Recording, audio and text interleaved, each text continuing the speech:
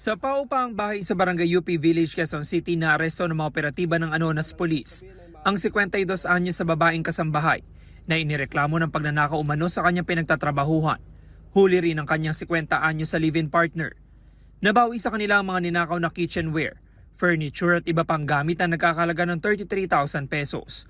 Hindi naman na-recover ang 150,000 pesos na cash. Base sa investigasyon ng pulisya, alas 8 ng umaga nitong Martes nang umalis ang may-ari ng bahay para makipagkita sa kanyang kliyente. Naiwan sa kanyang bahay yung nanay niya na 82 years old, tsaka yung kasambahay nila.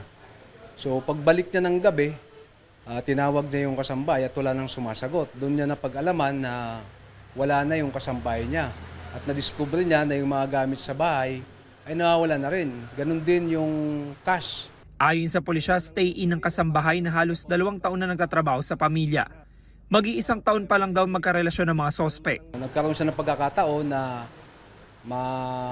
makuha yung mga gamit na wala yung kanyang amo. No? At dinala niya doon sa live-in partner niya sa di kalayuan, doon din sa nasabing lugar. Possible na pinagplanuhan nila ito. Nakakulong ang mga sospek sa Anonas Police Station. Nang tanungin kaugnay sa kanilang pagkakaaresto. No comment. Bahala na po ang abogado na yung tanggol po sa akin. Ang abogado ko na lang po paliwanag doon. Sinampahan ng kasambahay ng reklamong qualified theft, habang ang kanyang live-in partner ay reklamong paglabag sa anti-fencing law.